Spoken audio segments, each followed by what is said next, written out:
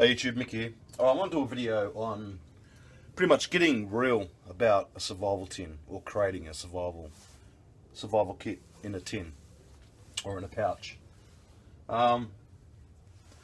I'm having a smoke, yes. Now, getting real is pretty much how it sounds. Let's get real about, what I take and how I build a survival kit in a tin. Okay, now there's many survival kits out there on the market. You've got your Bob Cooper's. One example there, Bob Cooper survival kit. I believe there's a new one coming out, so I'll be interested to see that. You've got your BCBs. You've got your kit in a can, which is like a sardine style can where you peel the lid off. Personally, I think that's crap because the can is just not reusable.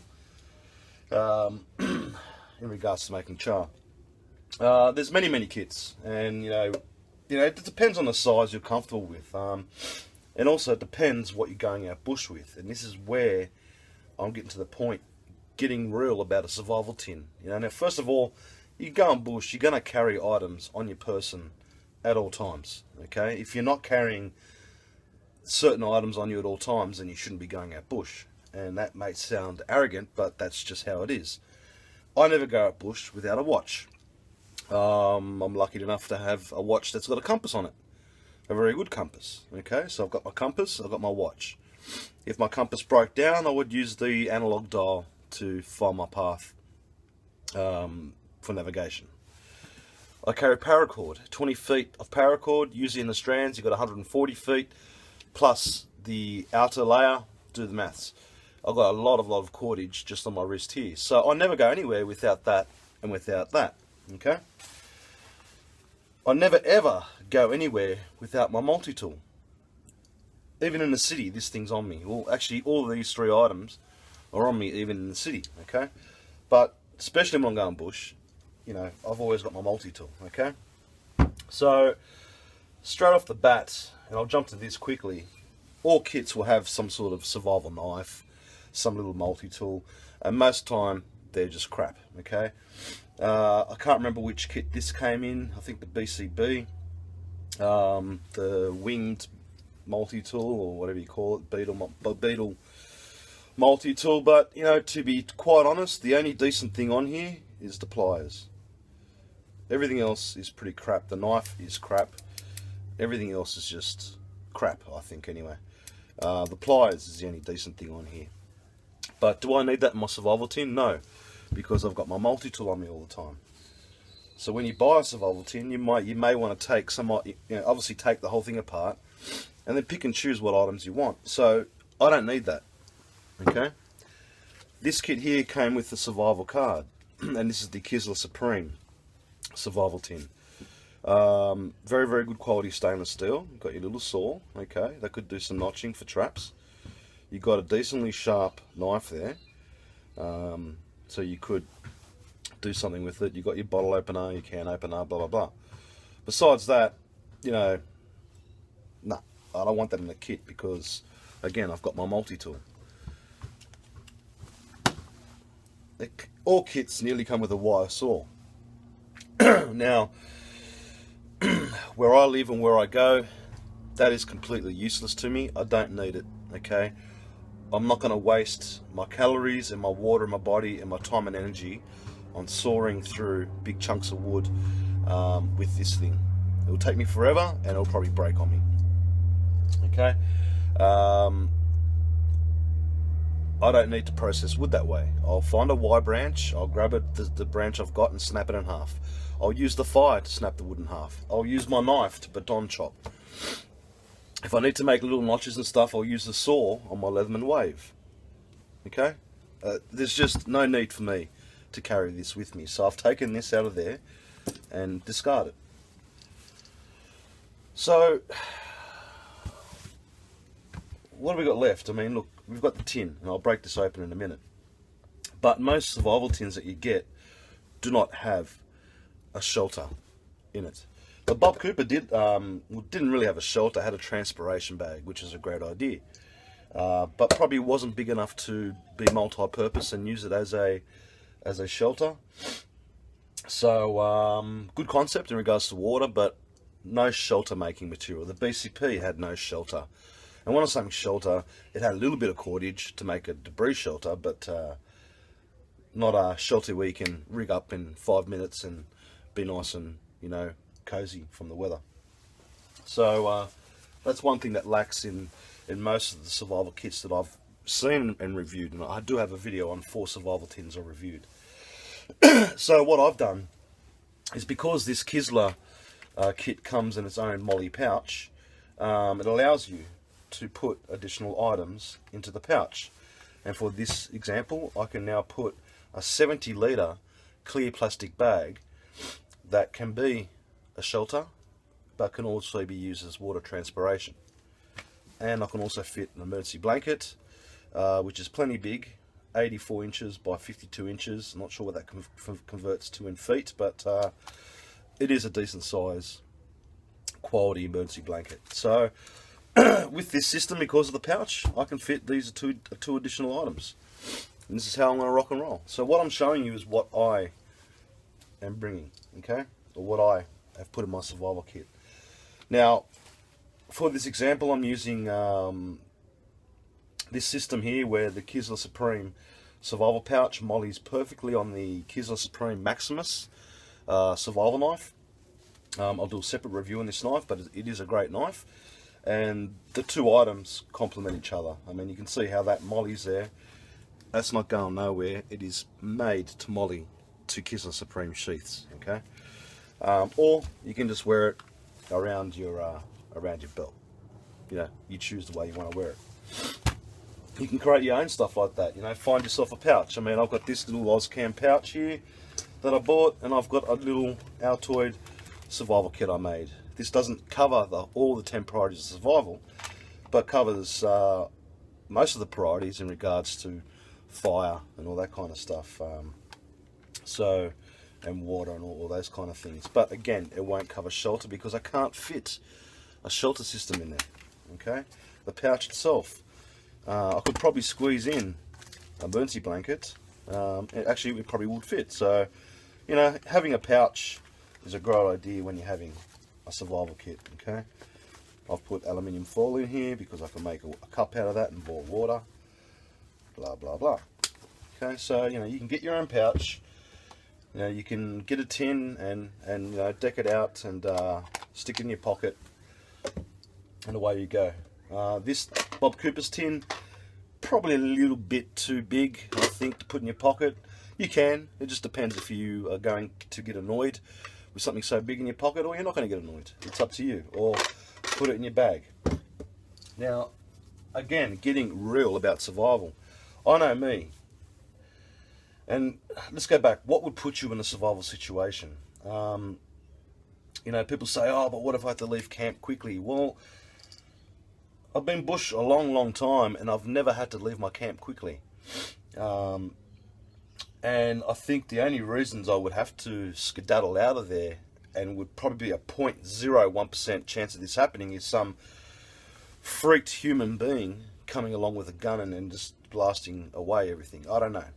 Or a wild animal, which in Australia, there's not many wild animals that are going to come and attack you, unless it's a pack of dogs, and again, that's 0.01 chance of happening. A wild pig, 0.0001 chance of happening.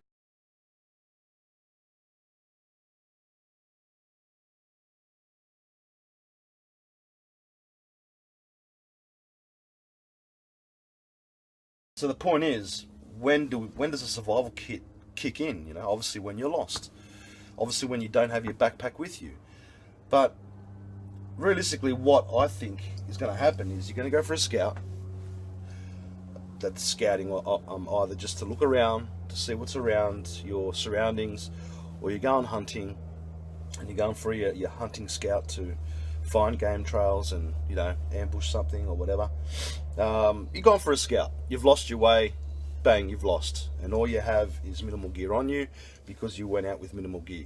Now, you would be stupid to go for a scout without some sort of water or water container, either connected to your belt, or in this scenario, and I'll use the my my Pentagon chest bag, which I've converted to a haversack bag, which automatically already has a 10 priority of survival in there. But I would have my water bottle in there. That would be around my person, around my shoulder, and I'd go for a scout. You know, or this around my shoulder, and I go for a scout. You know, realistic. Be very real about this. You're gonna carry a water bottle with you. You know what I mean? Either be it plastic with a steel canteen cup, or a steel canteen. Okay? So automatically you should have a water container with you. Anywhere you go in the bush. If you're going to do a dump, take it with you. You know what I mean? Obviously if you're doing a dump, you shouldn't be too far away from camp, so you shouldn't get lost. But anyway, let's get back to the survival kit. I think that's the reality of it. You know, every time you're going, you're always going to have a water container with you. You're always going to have a cutting tool with you, or cutting tools with you, and you should always carry a multi-tool with you. And then you've got your survival items, just in case. Now, you'll notice in here, I don't have a big lighter. Why? Get real about survival, man. I smoke. So, a packet of smokes and a lighter is always with me. So I don't need to carry a lighter in that kit, because these are always on me, unfortunately. But, you know, so, yeah, that's the way it is for me. So, let's get into the kit, okay? So that's the kit itself, and it's all packed up and in its sheath with the transpiration bag and the emergency blanket inside there. By the way, it's on sale on my website, and the knife itself. And I do have it as a package, knife and survival kit, or survival kit separate and knife separate. Alright, so we got this done, okay? Let's break into the kit and see what I've kept in here. You've seen what I've chucked out, but let's see what I've kept in here. Alright, condom, I'll keep it in there. Another water container. I've added just 2 strips of 100% cloth to char up. I've added a good quality lead lenser 25 lumen torch into the kit. That's how small it is, and it fits perfect in there. I've got my candling covered right there. Unfortunately, no spare batteries, which I can add and fit in here, and I'll need to buy some spare batteries, but that's plenty bright enough to get you by in a survival situation. Half a fire disc that I've made. I can go with fire with the char there. Let me put my glasses on now. I've added mental health. Just 2 pieces of chewing gum. That's all I've added. Okay? I'm not going to go into it, but that's my mental health. To go with fire, the kit comes with a very strong magnifying glass. Obviously, fire by solar ignition. It comes with a waterproof capsule with 4 water purification tablets in there. I've grabbed another 5 Aquamira tablets and shoved them in there, so now I've got 9 water purification tablets in that. Okay, so that can go with the condom. Now, point, I know a lot of military personnel, and fact is that a lot of military personnel will not trust 1 tablet per 1 litre of water. I'll shove 2 or 3 tablets in that water just to make sure. Yes, it will taste like shit. Yes, you might have a little bit of an upset belly, but it ensures that the water is purified.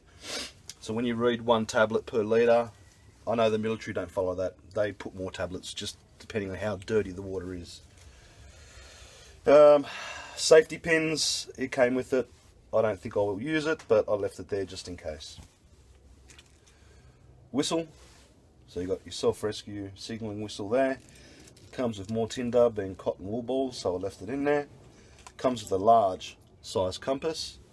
Okay, I left that in there. So now I've got 2. 1 here, 1 there. I can trust my bearings now. If I'm thinking this is wrong, I could check it with that, or vice versa. And as Dave Canterbury says, 2 is 1, 1 is none. Bang. Just like the cutting tool. I've got that and my multi-tool. 2 is 1, 1 is none.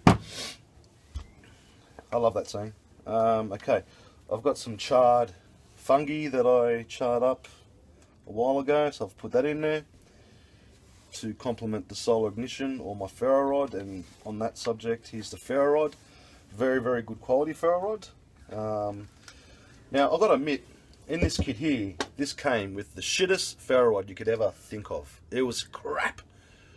And if you look back at my videos, you'll see what I'm talking about. It was shit, man. This one is pretty good. It looks like the Swedish ones, but it probably isn't. But that's the striker it comes with. I generally hate these strikers, but they have made the effort to grind the edge there to make it sharper, and it shoots good sparks. So that complements my fire kit in that row there. Matches. It comes with 8 stormproof matches with the striker. Okay, I've got fire there, and you can notice I've got heaps of fire. Heaps of methods of making fire here. I've got matches, ferro rod, magnifying glass. Okay, plus my big lighter with my packet of smokes. Fishing line. Okay, I added some more fishing line to it. And snare wire. I added more snare wire to the kit because why? I could fit it in there, and I want more. It came with this brass wire, 1 meter. I've added another probably 6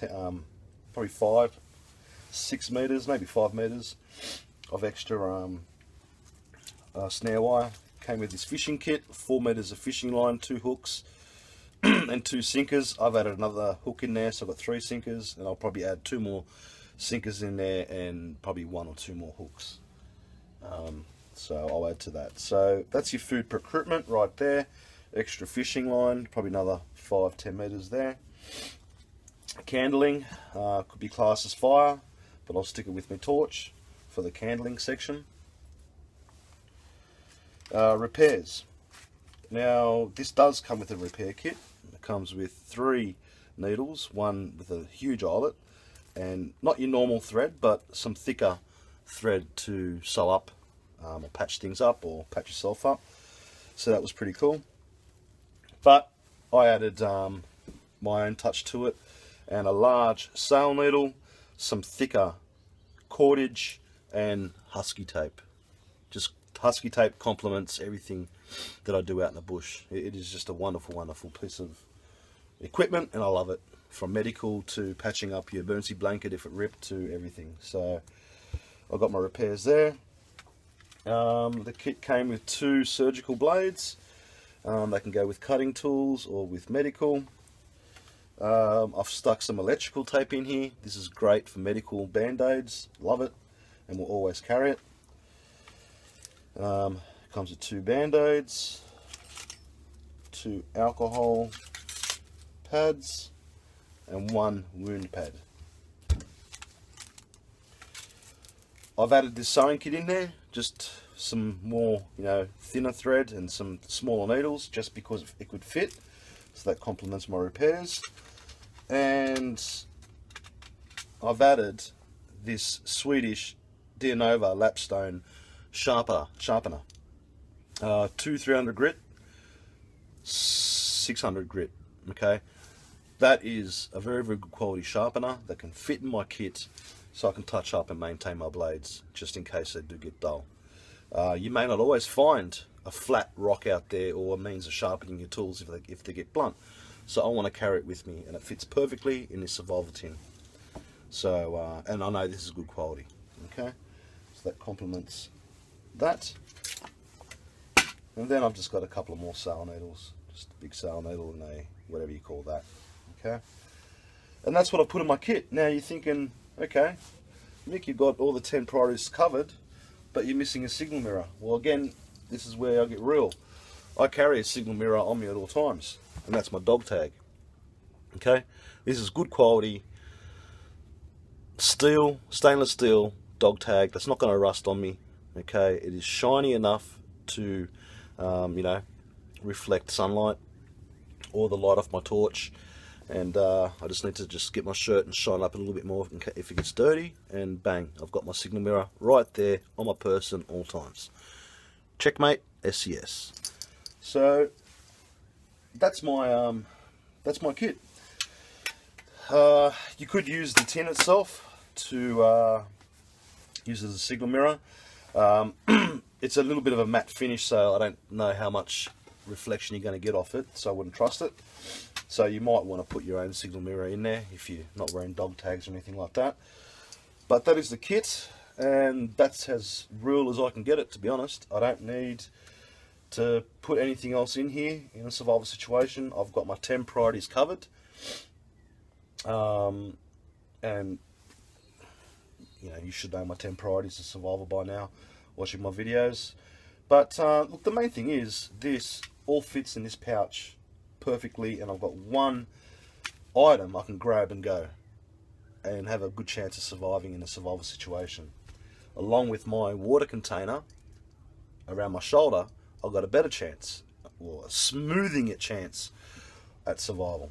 Okay, so I won't keep this video rolling too long. That's my survival tin, that's what I've put in there, and as I said, the only items I've really taken out is these two, because I feel I don't need them, because these are on my person anyway, and I just don't need that. Alright, hope you enjoyed that. Hope that gives you assistance in maybe what you should put in your survival tin. Obviously, it's going to differ depending where you live and what you do. Where I live, wood processing is not important because we have a lot of deadfall, and I can find a lot of dry wood if it's wet. I can process that wood to make it, to get into the inner core of it. I don't need to baton wood. I don't really need to chop wood where I live, because there's abundance of it where I go. Okay, if I was in the desert or somewhere, different friggin' story. Okay, but I want to touch on this transpiration bag. I think it's a must. You know, not a lot of times you're going to find water, you know, under the ground, or a water source, a river, or a lake, a creek, or whatever. You might have to wrap this around a branch and get the transpiration method happening. It's going to save your life if you can't find water, because if you can't find water, that thing, the purification tablets, is pretty much useless, isn't it? So you can extract water from plants through the transpiration method. Alright, that's me. That's my survival kit. Now I'm going to have fun putting it all back and see if it fits again. So, thanks guys. Oh, and I forgot one thing to mention, I think. When you are choosing a survival tin, ensure that it is one piece. Okay, you know, you got your lid, second piece, but the actual main compartment is one piece. That way you can place it in the fire, boil some water, and at least you've got a mouth full or two of water that you can, you know, just boil, cool down, drink. Where some survival tins out there, like the Bob Cooper one, it actually is two pieces, and you know, you're guaranteed the water to leak out of this section here because it is two pieces. So that's one thing to look out for when choosing the right survival tin. You know, all Altoid tins are pretty much one piece. So yeah, there you go.